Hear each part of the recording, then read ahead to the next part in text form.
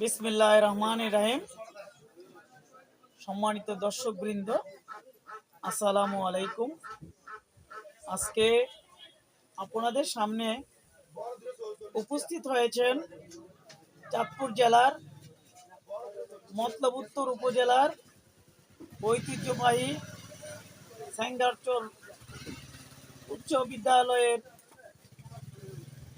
প্রধান শিক্ষক সহ সাবেক 4টি উচ্চ বিদ্যালয়ের প্রধান শিক্ষকের দায়িত্ব পালন করেছেন অত্যন্ত দক্ষতার সহিত, বিচক্ষণতার সহিত। আমারও পরম শ্রদ্ধেয় শিক্ষক জনাব বোরহান উদ্দিন মোল্লা সাহেব আমাদের সামনে উপস্থিত হয়েছেন। আমি জনাব বোরহান উদ্দিন মোল্লা স্যারকে আপনাদের সামনে বর্তমান প্রেক্ষাপটে কিছু বলার জন্য বিনীত অনুরোধ করছি। আমার স্নাতক ছাত্র কাউসার মেহেদীর চৌকুট বক্তব্যের পরিপ্রেক্ষিতে আমি অত্যন্ত তুষ্ট এবং তার সাম্প্রতিক প্রেক্ষাপটে এই বক্তব্যটা অনেক ছাত্রীমণ্ডলী আশা করে, প্রত্যাশা করে। এখনকার প্রেক্ষাপটে বলতে গেলে প্রাচীন প্রেক্ষাপটের একটু কথা এসে যায়। পাক শাসনের 1947-এর 14 আগস্ট থেকে যাতা করলে নিষ্পেষিত, নিগৃহীত অর্থনৈতিক, রাজনৈতিক, সামাজিক অত্যাচার, সাংস্কৃতিক আগ্রাসনের প্রেক্ষাপটে এদেশের মানুষ, এদেশের দেশপ্রেমিকরা, যারা দেশকে ভালোবাসে, প্যাট্রিয়ট যারা,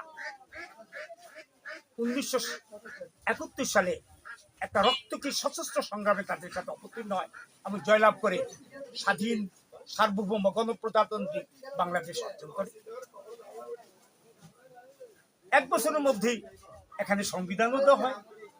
কিন্তু দুঃখের কথা, সরকারগুলো, পরবর্তী চলমান সরকারগুলো যারা দেশ শাসন করেছে, দেশ পরিচালনা করেছে, তারা আমাদের কাঙ্ক্ষিত আশা, স্বাধীনতার কাঙ্ক্ষিত যেই আকাঙ্ক্ষা, সেটা বাস্তবায়ন করতে পারেনি। পর্যায়ক্রমিকভাবে আমরা সরকার বদল হয়েছে, কিন্তু আমাদের ভাগ্যের পরিবর্তন হয়নি। অত্যন্ত দুঃখের বিষয়, 2025 সালের জুলাই একটা বিপ্লব হয়েছে ছাত্র জনতার। সেই জনতার বিপ্লবের মাধ্যমে তারা এই ঘূর্ণিধরা সরকারকে তাড়িয়ে দিয়ে একটা নতুন সাময়িক সরকার গঠন করেছে। সেই সরকার আমাদেরকে প্রতিশ্রুতি দিয়েছে যে রাষ্ট্রযন্ত্র তারা মেরামত করবে, রাষ্ট্রের ঘূর্ণিধরা রাষ্ট্রযন্ত্রকে মেরামত করে একটা সঠিক রাজনীতি, সামাজিক, অর্থনৈতিক অধিকার আমাদের কাছে ফিরিয়ে দেবে। এই প্রতিশ্রুতিতে তারা অগাস্ট থেকে সরকার গঠন করেছে এবং আজ পর্যন্ত অদ্যাবধি তারা তাদের দায়িত্ব অনুযায়ী সঠিকতার সাথে তারা পালন করছে। এই সরকারের কাছে আমাদের একটা আবেদন বা আকাঙ্ক্ষা, আমাদের জনগণের, আমরা গরিব দুঃখী সাধারণ মানুষ, বুকানাঙ্গা মানুষ, আমাদের আশা আকাঙ্ক্ষা হলো যে এই সরকার হবে জননন্দিত, সেখানে আইনের শাসন প্রতিষ্ঠিত হবে, নির্বাহী বিভাগ থেকে বিচার বিভাগ পৃথক করতে হবে, এটাও সময় দিতে হবে। তারপরে যাতে প্রজাতন্ত্র শাসন, প্রজাতন্ত্র is the government of the people, by the people, for the people. কাজে গণতন্ত্রের উপরে কিছু নাই। গণতান্ত্রিক প্রক্রিয়ায় সমস্ত দলের অংশগ্রহণের মাধ্যমে উৎসবমুখরভাবে, আনন্দ ঘনভাবে, অহিংসভাবে তারা সেই অংশগ্রহণ করবে।